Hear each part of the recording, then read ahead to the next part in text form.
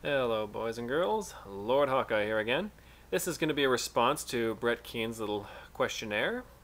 I just, on a whim, decided to try it out for myself. Alright, so question one. Would I hire the smart guy or the really hot woman who doesn't know left from right? Well, this one's a no-brainer. By the smart guy. First of all, it'd be horribly unprofessional on my part to hire the woman. Second of all, it wouldn't reflect well on my company, which is also bad. And really, there's no logical reason to hire the woman. If this guy really is as smart and as skilled as you described there, well, then he'll make my company lots of money, and then I can get all the women I want. Business before pleasure and all that sort of thing. Anyways, number two, would I turn in a sibling who just robbed a bank and murdered someone in the process, or would I go with them to Mexico? I would have turned them in before I even found out that they had shot somebody. I do not approve of stealing at all, and I don't believe family members deserve any kind of special treatment in that regard. If anything, I hold my family to higher moral standards, not lower ones. And this is why this scenario would never happen to me. Nobody would ever go to me expecting them to cover up for a crime, because all my family and friends know me too well for that to ever happen. Number three, would I work for a TV show that turned everyone into drooling idiots? Yeah, that's getting a little bit far-fetched there, but well, let's just say that's true. It's some kind of hypnotic effect. Answer: no, not the kind of legacy I would ever want to leave behind.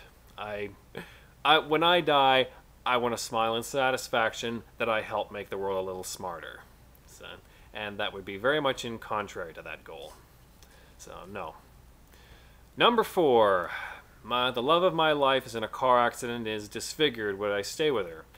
Physical disfigurement, no problem at all. Mental disfigurement's a little bit iffy. Like if it makes her just forgetful or things like that, okay, no problem. Well, she'll need me to work with it, so I'll have to be there. I'll have to be there for her. If she doesn't even recognize me anymore, or she's got some serious mental problems, unfortunately, I'm not qualified to deal with that sort of thing. So yeah, I probably would have to have her put in an institution where she can get the help she needs, because unfortunately, I'm not a doctor in that regard. I would of course visit her and do whatever I can. If I can help her recover and remember me or something like that, yeah, I'll do whatever it takes. But if she doesn't recognize me, if she's not even the same person anymore, well, what can you do? If I keep her around, we'll just be hurting both. We'll just both be hurting each other. Okay, let's see here. Would I have a little girl killed to avoid getting an employee of mine thrown in jail and my own company's reputation tarnished? That's completely unnecessary. There's no way I would need to do that, because if I just make sure to condemn him first before it gets exposed, well then he'll go to jail. The little girl's okay, and I'll have made my position on what he did very clear, and there's no reason it would hurt my company's reputation if I threw him under the bus and made it very clear that I don't tolerate that sort of thing. Just nip it in the bud, I say. Okay, let's see. Number six. Would I have sex with someone who had no feelings for me for $1,000 a week or something like that?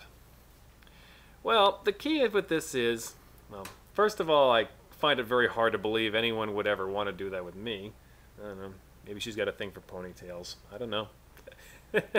I can but dream. Anyways, well, the thing is, the best way to look at it, the way I look at it, is take the money out of the picture and what do you get?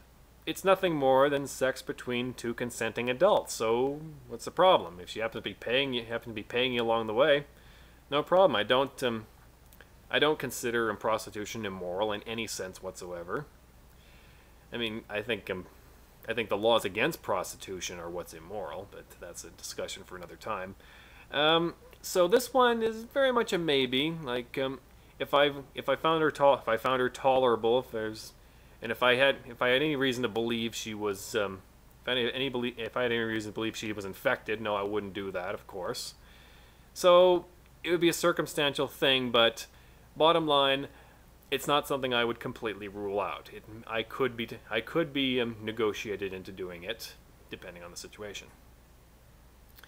Let's see, and number 7.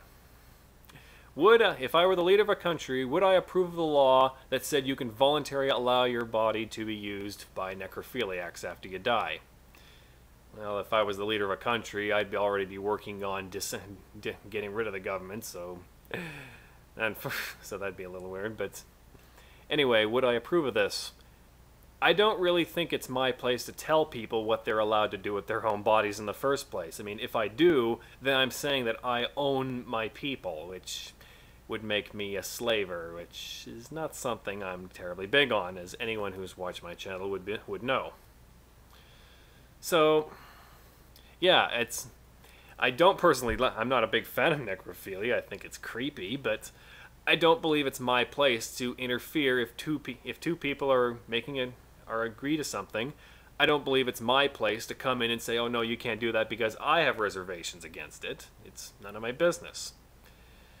That's a little voluntarist approach to it. So that's the answer to the questions there, Brett, and I thank you for putting these out, and I hope you found my answers interesting. Until next time, be aware and be wise.